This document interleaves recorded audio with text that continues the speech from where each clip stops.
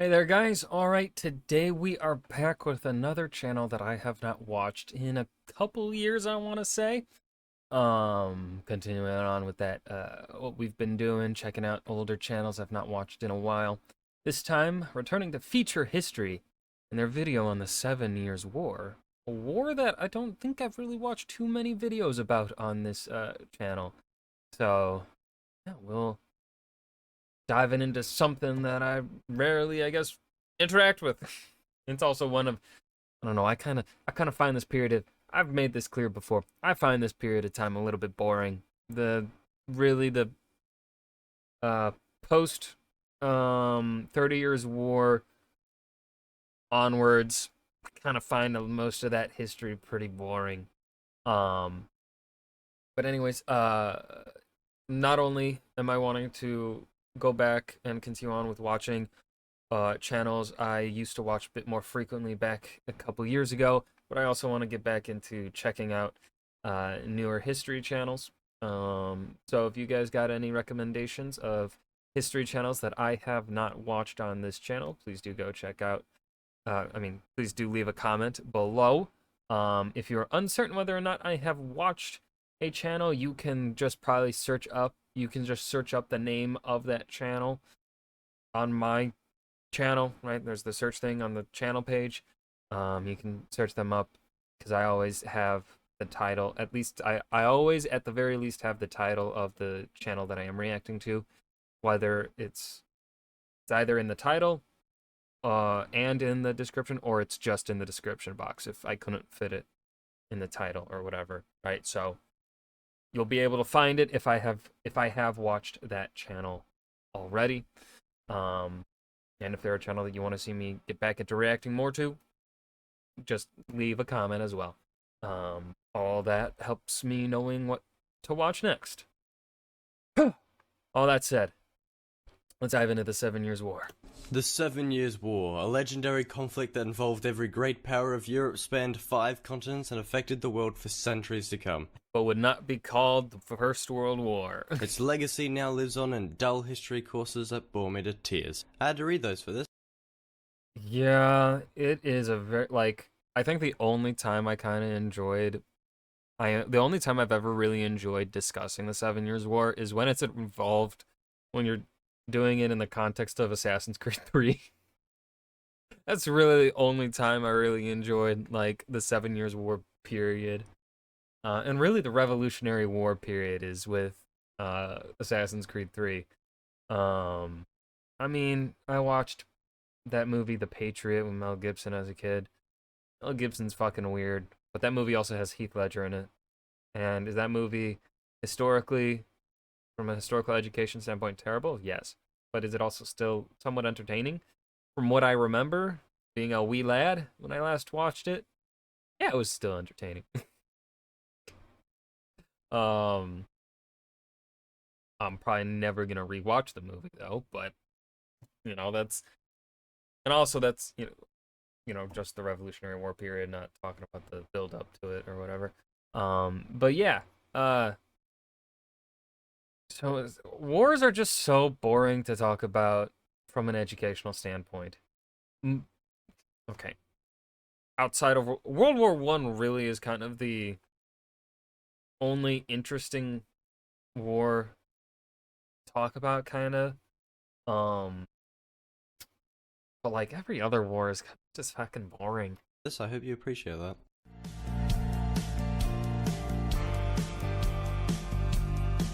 I don't remember this being their theme or whatever.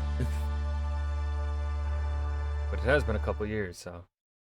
Hello and welcome to Feature History, featuring the 7 Years' War, the World War before World Wars were cool. This war of history forever lives on as a listed reason for the American and French Revolution. But honestly, I think it's way cooler than those two conflicts. I think I'm safe in assuming we've all heard of it, maybe even some aspects about it. But what were the causes, the occurrences, and the effects, the nitty-gritty, so to say? Well, turns out I made a video on that. and you're watching it, and she keep doing just that. So I'm going to attempt to delve into the Herculean task, as some would have you think, of explaining the causes of the 7 Years' War. I'll disclaim as well, I fully understand why people describe it as such a difficult task, as it's hard not to sound like a spastic as you try to cover so many things at once. We'll start with the European side of the long, torturous story. The most clear cause for the war would bring us back to 1740. You know, one thing that I do love about Feature History, he does the pacing of the text, of the jump in text really well, but also because of the jump in text, it helps my ADHD like brain, my spastic brain, like look at one thing and then like a couple seconds later a new thing pops up. So like it's keeping my attention. It's very good. I really like it. With the Holy Roman Emperor Charles VI's passing, his daughter Maria Theresa would be the one to succeed him in. I always forget that the fucking Holy Roman Empire is still around in the 1700s. I always forget that fact. Not until Napoleon walks up and he's like, goodbye. Inheriting his many titles and becoming the Queen of Hungary, Croatia, Bohemia, and most importantly for the sake of this video, the Archduchess of Austria, and also for the purpose of noting she'd become Holy Roman Empress later in 1745. Frederick II of Prussia, or as history would record him, Frederick the Great, questioned her inheritance, and like a fussy lawyer cited Salic law as a reason she could not inherit these titles, but rather he just wished to challenge Habsburg power. He would declare war against Austria and be joined by France, Spain, Sweden. Oh, is this the war of Austrian succession? And other countries I don't care about. The War of Austrian Succession. Y'all, look at that. I know it's mainly because of Empire Total War. I played the fuck out of that game. I played a lot of Empire Total War as a wee lad. Did that even talk about the Austrian succession? I can't remember, but I played, like, I know I just was talking about how I do not like this time period, and I don't, from a study perspective. But Empire Total War was mechanically a really good game, and so it made up for my lack of enthusiasm regarding this period of time by being just a genuinely good game. But also I played a lot of EU4 back in the day, and that has the Austrian succession and the Spanish succession as events.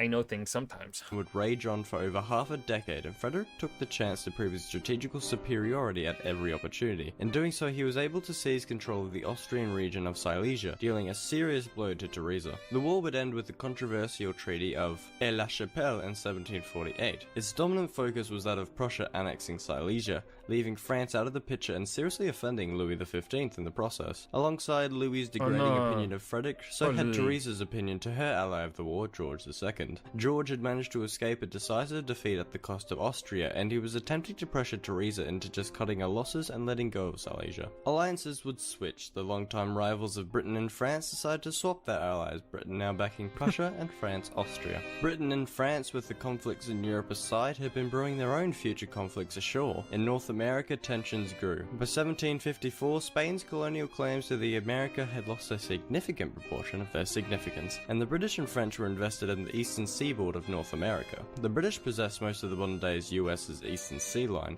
whilst France laid claim to a large area of the Midwest, Louisiana, and eastern Canada. These claims, more so the French ones, were not by any stretch of the imagination densely populated. Many regions only possessed a sign that marked it as either French or British lands. The native tribes of the area were also heavily invested in the conflict, as they traded with these colonial powers often, and many operated their wars in states of the resources of foreign powers. For many decades they had been able to play the French and British off of one another to retain a form of independence and control. A line was to be drawn in the sand, and the major native powers of the region would have to choose a side. The Iroquois and the Cherokees would side with the British, whilst pretty much everyone else, being the Hurons, Algonquins, Abenakis, and Micmacs, would join the French. The French would need it as well, given their significant disadvantage in numbers due to their sparsely populated colonies. The war in the Americas would start earlier than the conflict in Europe, being dubbed the French and Indian War. The combat began in 1754. The scuffle would usually go something like the British saying, "You might have a claim, but I've got a fort," and the French would retort, "Well, you might have your fort, but I've got 3 forts." And the British would reply, Forget. Well, you might have some fights, but I've got a gun. And then fighting began. You're welcome for those impressions. Louis XV Thank you. would call this an act of those are war, good. and George enjoyed would it. shrug his shoulders. 1754 to 1755 would generally be considered as failures for the British, because whilst not losing much ground, they weren't able to gain too much either. With the exception of their victory in Acadia, the situation so far was somewhat bleak. North America, of course, wasn't the only colonies that would see combat. India would see its own fair share of warring. In the subcontinent, the once dominant Mughal Empire's power had been waning for some time. Britain's state-owned company, the East India Company, had been waging an economic war against Dutch, French, and independent companies in an attempt to seize a monopoly over the valuable spices in the area. The Mughal Empire's decline and the infighting it had been experiencing with entities such as the Maratha Confederacy, the area was left wide open to a European annexation. Whilst the East India Company had certainly been a top dog in the area for some time, it wished to officially cement its position against the French and the Dutch, ideally in a war with boats. I've heard Britain likes boats. Back in Europe, Teresa's You know, I think I've heard that too. I do believe the British have a thing for big honking things of wood floating on the water. They have a weird obsession with it for some reason. desire to take back Silesia grew more and more. Her wishes would be accompanied by Louis's wishes to see France rival British colonial power, and Elizabeth of Russia's wish to conquer Eastern Prussia. Frederick fully understood the odds that were beginning to stack against him, and he was not one to sit around with his thumb up his arse. He knew his enemies saw his growing power as highly threatening, but he was not one to give up Prussia's new prestige with ease. To avoid being surrounded on all sides, he would invade the Electorate of Saxony on the 29th of August 1756, igniting the powder keg the world had become in the process. Welcome to the 7 Years' War. Woo! The war began in 1756, or 1754, or 1740. We'll just go with 1756. The war would be fought between the two alliances, or war parties, of the Convention of Westminster and the Treaty of Versailles. No, not that one. The former featuring the states of Great Britain and But no, also not that one. There's like a shit ton of Treaty of Versailles. Prussia, and France, Austria, and Russia being one with the latter. Frederick's invasion into Saxony was a success, and he was able to capture the state, but he was not granted the momentum he desired to push into the Austrian territory of Bohemia. Meanwhile, in the Americas, Britain's luck had begun to turn around as the British government poured more and more resources into the theatre. That would mean, though, that Frederick could not expect much assistance from the British on the continent. Britain had allied with Prussia as they saw him as the best fit to defend George's title in Hanover, where he had inherited the title of electorate due to hereditary monarch faff. In return, Frederick could hope that the British would be able to economically cripple France by eliminating their colonies, which Britain would have gladly done anyway. As Frederick's enemies moved in, they threatened to tie a noose around Frederick's custard splat of a country. In 1757, France moved its forces to Prussia's west, attempting to seize Hanover. To accompany this, the Austrians began to move in as well, heading straight for Saxony. Frederick did not falter though, and he stood his ground and convincingly defeated the two armies in Saxony. Despite this heroic victory, the mood for the Prussians would dampen as Austria was able to reunite with its old territory of Silesia in late 1757. In addition, Sweden saw weakness in Prussia and sought to reclaim some of their own estranged territory. Yeah, Sweden!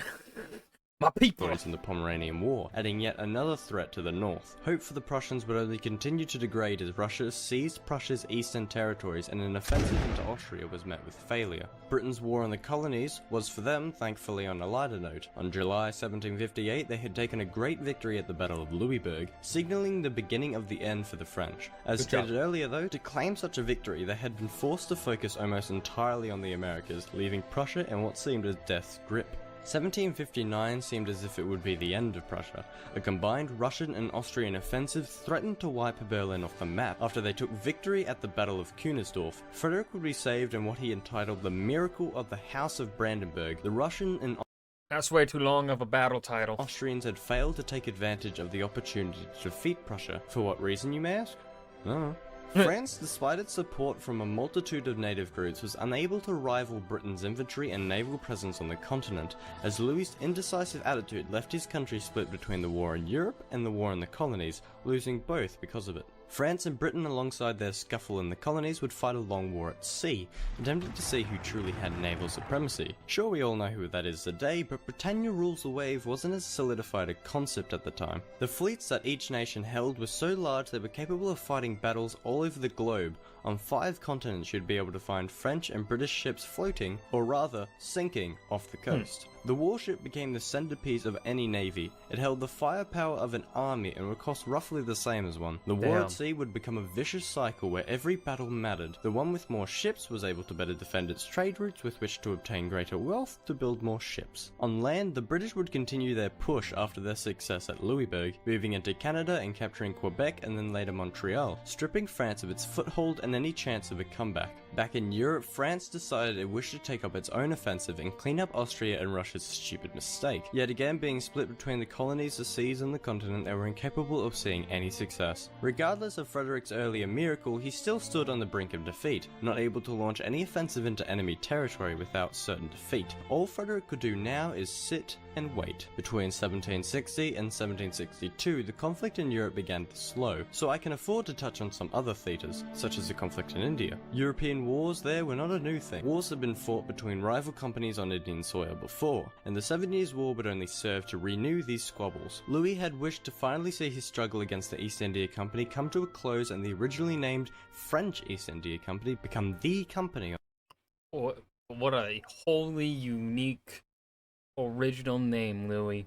I'm sure you spent many a night thinking of that one. On the subcontinent. The fighting was mainly oriented around the south of India, and the British, with thanks to their robust navy and military discipline, were able to seize many French settlements and forts in the area, despite the French having the support of the Mughal Empire. With credit to what is becoming a trend here, the French being spread too thin, the British were able to see victory when they took their rival company's capital of Wandiwash in 1761, effectively ending the war in India. The war at sea also told the quite familiar story at this point. Britain, being an island nation, had focused heavily on being good at one thing, in this context navy. The French had not. Louis would find himself on the losing side of the cycle I described earlier, and as a consequence their supply lines were cut thin, and as they continued to lose the war at sea, they would only increase their chances of losing the war on the continent. To return to the aforementioned continent, Frederick's luck had not seemed to have dwindled at all. He was once again saved when in a sudden twist of fate his rival Elizabeth died to the largest killer of all history.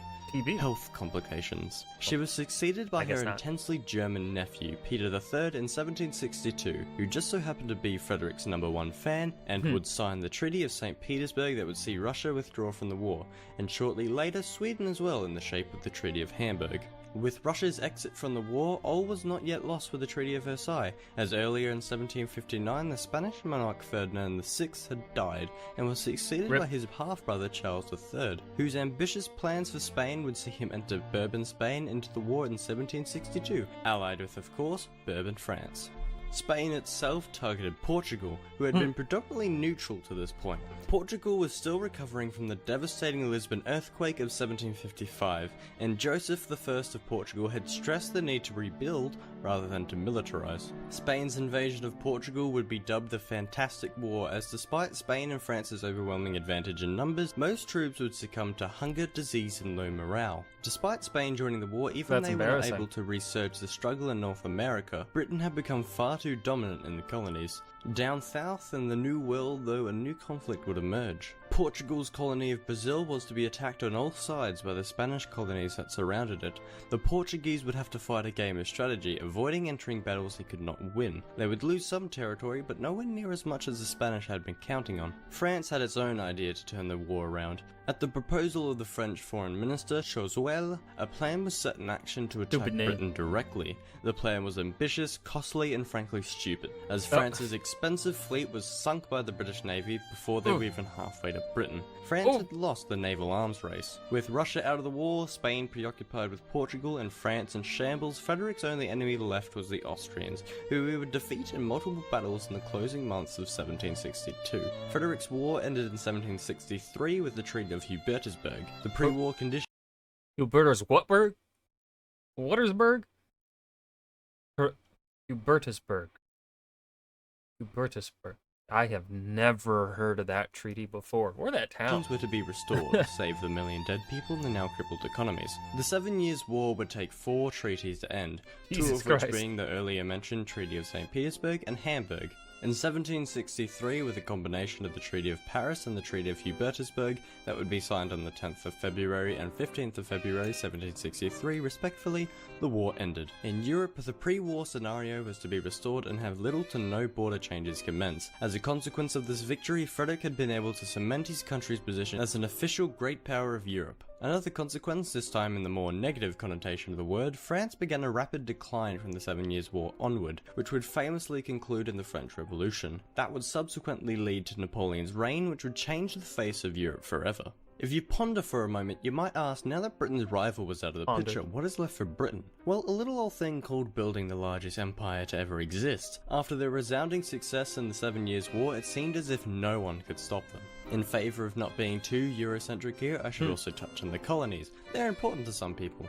320 million people to be a bit more exact. France was made to cede its possessions in Canada to Britain and partition Louisiana between Britain and Spain. France would also lose their territory in India to the British, leaving the British to soon dominate all of India and force the Indians under colonial rule. In the Americas, the natives no longer held any power to play the two rival empires off one another, leaving them to be almost entirely subject to the will of the colonies. The will of the colonies would also be shown when they preached no taxation without representation, and had cost a lot of money and put Britain in a lot of debt to win the war in the Americas, and given the fact that the colonists saw the most reward, it seemed only right they flipped the bill in the form of new taxes. I'm pretty sure we all know how this little story ended. The struggle in South America between Spain and Portugal would also lead to a future war between the two sides in 1776, which I'm sure means something, but for the love of God, I'm sick of researching this stuff. All in all, the 7 Years' War... 1776, I think that year is pretty inconsequential to the wider world history, you know, especially, you know, the 21st and mid to late 20th century. I don't think 1776 holds any importance. It's this epic behemoth of a war that, whilst it does get mentioned, is severely unexplored by us as a people today. Whilst it is easy to get lost in the millions of things that happened in the 7 Years' War, it really is a fascinating setting. It's an 18th century world war, like how cool is that? Oh, right, and the societal and historical impacts play a significant part in our history today. They have elephants and redcoats, it's so awesome.